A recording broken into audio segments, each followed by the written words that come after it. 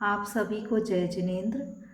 आज हम NCERT 12th micro economics lesson 4 में पूर्ति अर्थात सप्लाई से संबंधित एमसीक्यू मल्टीपल चॉइस क्वेश्चन वस्तुनिष्ठ प्रश्नों को हल करेंगे।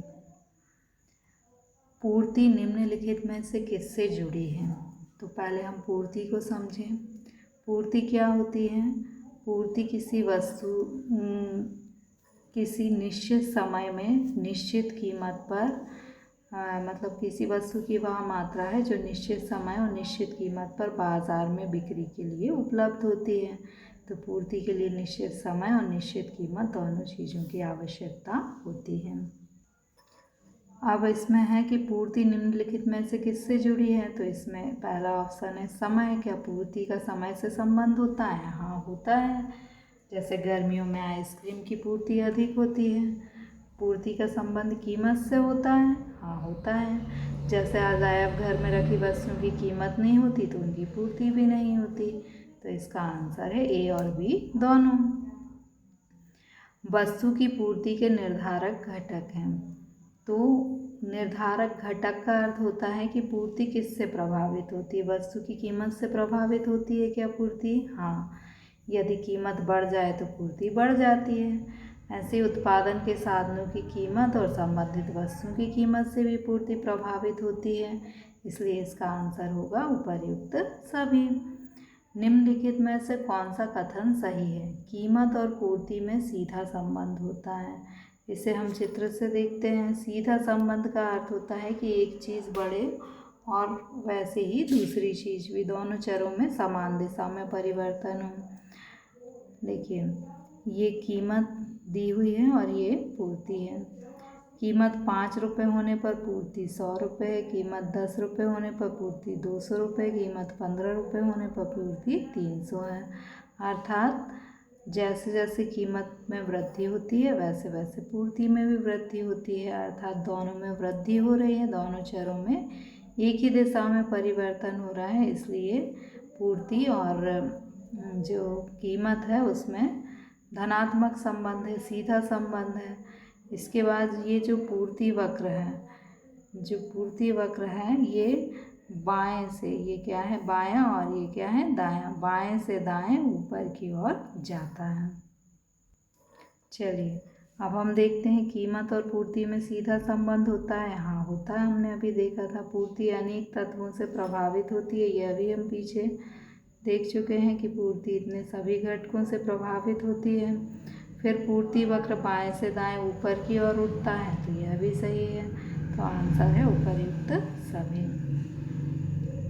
फिर है पूर्ति के नियम कौन सा फलन प्रदर्शित करता है? तो एस का अर्थ है पूर्ति और पी का अर्थ है price. S means supply, P means price और एफ मीन्स फंक्शन। यानी पूर्ति जो है वो कीमत का फलन है। जैसे जैसे कीमत में वृद्धि होती है तो पूर्ति में भी वृद्धि होती है। तो पूर्ति किसका फलन है? कीमत का फलन है। तो इसका सही आंसर है ए वाला ऑप्शन। फिर है कीमत और पूर्ति के बीच धनात्मक संबंध को कौन व्यक्त करता है? तो यह पूर्ति का नियम व्यक्त करता है कि जैसे जैसे कीमत बढ़ती है वैसे वैसे पूर्ति भी बढ़ती है। तो दोनों चरों में एक ही दिशा में परिवर्तन है, तो संबंध कैसा होगा? धनात्मक। फिर है वस्तु की उस मात्रा को क्या कहते हैं जिसे एक विक्रेता निश्चित समय और निश्चित कीमत पर बाजार में बेचने के लिए तैयार हो, उसे हम पूर्ति कहते हैं। अगर खरीदने के लिए तैयार हो तो मांग कहेंगे। फिर है फिल इन द ब्लैंक्स, कम कीमत होने पर पूर्ति स्टॉक से। पूर्ति और स्टॉक का अर्थ समझते हैं।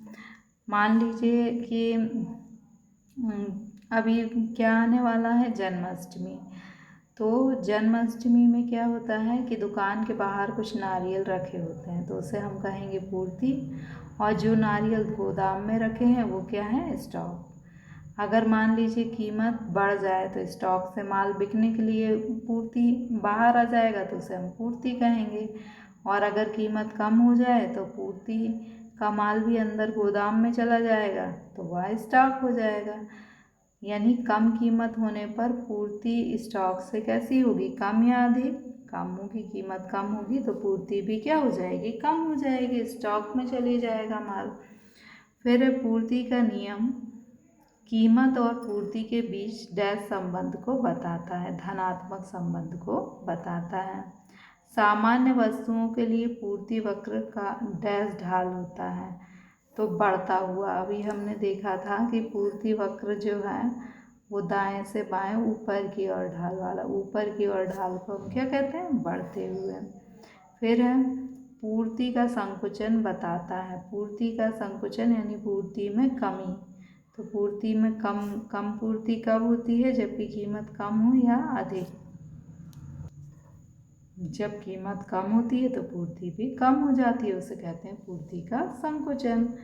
और यदि कीमत बढ़े तो पूर्ति भी बढ़ जाती है, उसे बोलते हैं पूर्ति का विस्तार। फिर है पूर्ति वक्र समय के अनुरूप बदलता है, यह सही है या गलत। तो यह स्टेटमेंट जो है वह सही है। क्यों सही है, क्योंकि गर्मियों में आइसक्रीम की मांग अधिक होती है, पूर्ति अधिक होती है। ठंडियों में आइसक्रीम की मांग कम होती है तो पूर्ति भी कम होती है। तो समय के अनुरूप पूर्ति वक्र बदलता है।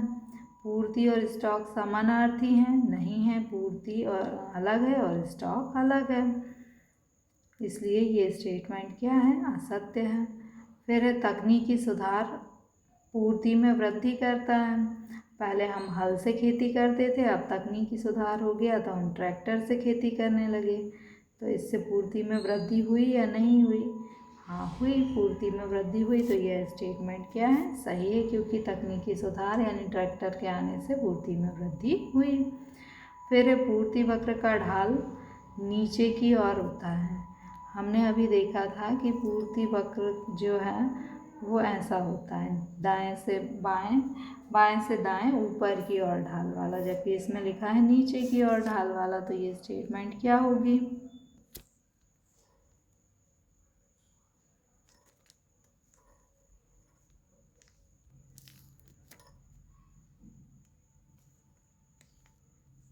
पूर्ति वक्र का बाएं ओर खिसकना। तो पूर्ति वक्र बाएं ओर कब खिसकता है, जबकि पूर्ति में कमी होती है, और दाईं ओर कब खिसकता है, जबकि पूर्ति में वृद्धि होती है। फिर उत्पादन की मात्रा स्थिर रहती है अति अल्पकाल में। अति अल्पकाल में चूंकि समय कम होता है, इसलिए उत्पादन की मात्रा को परिवर्तित करना संभव नहीं होता, इसलिए उत्पादन की मात्रा स्थिर रहती है। Okay, thank you.